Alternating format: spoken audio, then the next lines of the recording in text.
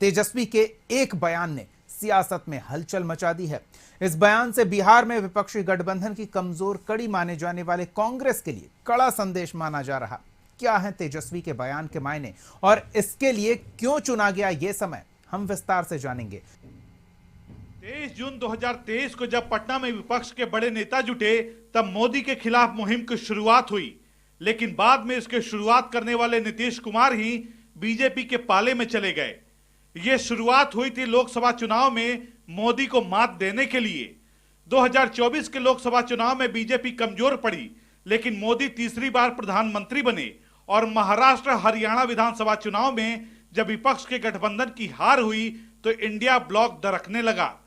दिल्ली में आम आदमी पार्टी और कांग्रेस अलग अलग चुनाव लड़ रही है और बिहार विधानसभा चुनाव से पहले तेजस्वी ने बड़ा ऐलान कर दिया है।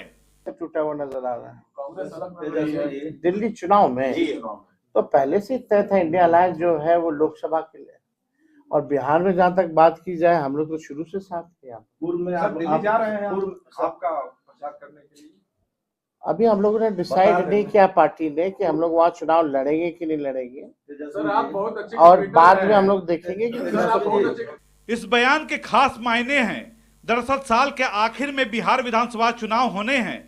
पिछला विधानसभा चुनाव कांग्रेस, आरजेडी और वाम दलों ने मिलकर लड़ा था।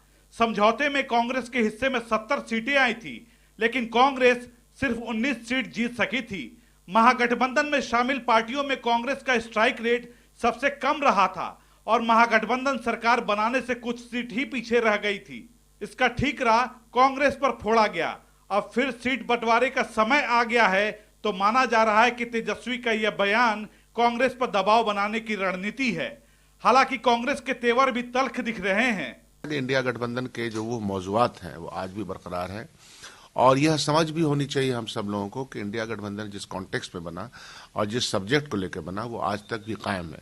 कांग्रेस पार्टी चूंकि धुरी है और कांग्रेस पार्टी मरकज में है, हिंदुस्तान भर में उसका प्रेजेंस है, तो वो तो चाहती है कि यह बातें बहुत ज्यादा मजबूत हों। हाँ, ये हल्के और भारी में लेने का मतलब नहीं, कोई हमको हल्का मिलेगा तो हम उसको ज्यादा हल्का मिलेंगे, तो सवाल उसका नहीं है और ये सवाल उभरा भी नहीं है। निश्चित उत्तर तो तेजस्वी प्रसाद यादव जी ही देंगे, लेकिन मुझे जो जानकारी है कि उन्होंने दिल्ली के चुनाव के बारे में कहा, और ये कोई नई बात नहीं है। लोकसभा चुनाव में भी पंजाब में कांग्रेस और आप पार्टी अलग अलग चुनाव लड़ी थी।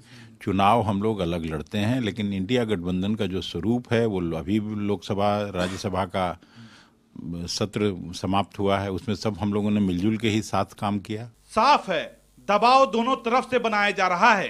तेजस्वी का ये बयान उस वक्त आया है जब दिल्ली विधानसभा चुनाव की तारीख का ऐलान हो चुका है। जहां इंडिया ब्लॉक पूरी तरह बिखर गया है, तो एनडीए को हमले का मौका मिला और इंडिया ब्लॉक के अस्तित्व पर ही सवाल उठा दिया। कि इन लोगों का आपस का मामला है। वैसे भी इंडिया गठबंधन की जो स्थिति है पूरे देश में, वो आप देख ही रहे हैं कि ये लोग कांग्रेस से अलग हो करके एक तीसरा फ्रंट बनाने के चक्कर में है, क्योंकि राहुल गांधी एक डूबता जहाज है और इन लोगों को लग रहा है कि कांग्रेस के साथ रहकर ये लोग जो है आगे नहीं बढ़ पाएंगे। तो अपना सोच है, अपनी राजनीति है। गठबंधन के लोग सिर्फ अपने स्वार्थ में, कोई गठबंधन के स्वार्थ में नहीं है, सिर्फ अपने राज्य, अपनी व्यवस्था, अपनी चिंता। ये इंडी गठबंधन का धर्म है, इसमें दिक्कत कहाँ है, सभी लोग जानते हैं। कांग्रेस पार्टी अपनी चिंता करती है, राष्ट्रीय जनता दल अपनी चिंता करती है और आप पार्टी अपनी चिंता करती है। इसलिए सबको भारतीय जनता पार्टी और एनडीए मिलकर हराने का काम करेगा। तेजस्वी यादव जी, आपकी पहचान झारखंड में है, बिहार में आप प्रभावहीन हो चुके, क्योंकि आपकी पार्टी 4 सीट लाई, 4 का तो विशेष जरूरत विशेष जगह पर रहता है, और विधानसभा उपचुनाव भी हार गए। तो आपका पौवा पार्टी जो है ना झारखंड में ठीक है, झारखंड में जगह खोजिए। अब बिहार में कहीं जगह है नहीं। इंडिया गठबंधन नाम की कोई भी राजनीतिक जो वस्तु तो नहीं कहा जा सकता है, जो राजनीतिक शब्दावली है, इसका उपयोग किया जाना ही गलत है, क्योंकि तेजस्वी यादव जी, आपको राजनीतिक अछूत मान लिया कांग्रेस ने और वामपंथी पार्टियों ने। एनडीए के हमले से अलग देखें तो कुछ दिन पहले कांग्रेस की तरफ से यह कहा गया था कि पार्टी गठबंधन में 70 से कम सीट पर चुनाव नहीं लड़ेगी और सरकार बनने पर कांग्रेस के 2 नेता डिप्टी सीएम बनेंगे। इसे प्रेशर पॉलिटिक्स का हिस्सा माना जा रहा था। तो लालू यादव ने भी कह दिया था कि इंडिया ब्लॉक का नेतृत्व ममता बनर्जी को करना चाहिए। बयानबाजी जारी है तो जानते हैं कि पिछले कुछ चुनाव में कांग्रेस को कितनी सीटें मिली। 2020 के विधानसभा चुनाव में कांग्रेस 70 सीटों पर लड़ी और 19 सीट पर जीत मिली। इससे पहले 2015 में कांग्रेस ने 41 सीट पर उम्मीदवार उतारा था, जिनमें से 27 पर पार्टी के उम्मीदवार जीते।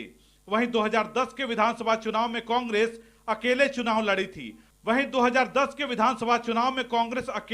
लड़ी थी। और सभी 243 सीट पर उम्मीदवार उतारकर सिर्फ 4 पर जीत हासिल की थी। जबकि 2005 के नवंबर में हुए चुनाव में 51 सीट पर चुनाव लड़कर सिर्फ 9 सीट जीत सकी थी।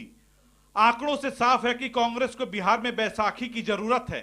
सहयोगी इसे जताने में पीछे नहीं, लेकिन कांग्रेस नेता ये मानने को तैयार नहीं है। पार्लियामेंट के लिए तय हुआ था और हमारे नेता ने कहा भी कि 2024 में जो पार्लियामेंट का चुनाव हुआ था, इंडिया गठबंधन उसी के लिए बना था।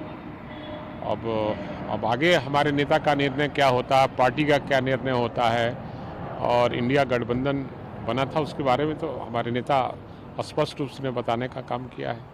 25 को लेकर सत्ता पक्ष के लोग कह रहे हैं कि आप लोग में अभी से फूट पड़ गई है। नहीं, कहीं फूट नहीं है, समय समय पर सब होता है और 25 का जो चुनाव का ऐलान होगा फिर हम लोग एक साथ जुटेंगे, एक साथ लड़ेंगे और हमारे नेता जो तय करेंगे उसी रास्ते पर हम लोग चलेंगे। जो हमारे साथी इंडिया अलायंस के साथ नहीं भी चुनाव में थे, जैसे ममता बनर्जी जी, लेकिन सदन में इंडिया गठबंधन के बैनर तले उन्होंने प्रदर्शन किया, अपनी मांगे रखी, अपनी बातें रखी। और तेजस्वी यादव ने एक बात तो स्पष्ट कर दिया कि बिहार में कांग्रेस पार्टी उनका पुराना साथी हो और मेरा भी पुराना साथी है। ये स्पष्ट हो गया कि बिहार में हम सब पुराने साथी एक प्लेटफॉर्म पर एकजुटता के साथ एनडीए गठबंधन से लड़ेंगे, नीतीश कुमार के खिलाफ लड़ेंगे और 2020 की बनिस्बत और हम ज्यादा सशक्त मजबूत हुए हैं कि एक साथ ही मुकेश सहनी जी ऐड भी हो गए हैं। कांग्रेस का मानना है कि बीजेपी का सीधा मुकाबला कांग्रेस ही कर सकती है, लिहाजा पार्टी को ज्यादा सीट मिलनी चाहिए। लोकसभा चुनाव में कांग्रेस ने अलग अलग राज्यों में क्षेत्रीय दलों से समझौता किया था। 2024 के लोकसभा चुनाव में बिहार में कांग्रेस ने 9 सीटों पर उम्मीदवार उतारकर 6 पर जीत हासिल की थी। यहां उसका प्रदर्शन आरजेडी से बेहतर रहा था, जिसके खाते में 23 सीट पर चुनाव लड़कर सिर्फ 4 सीट आई थी। सीट बंटवारे से पहले एक बार फिर दबाव की राजनीति शुरू हो गई है।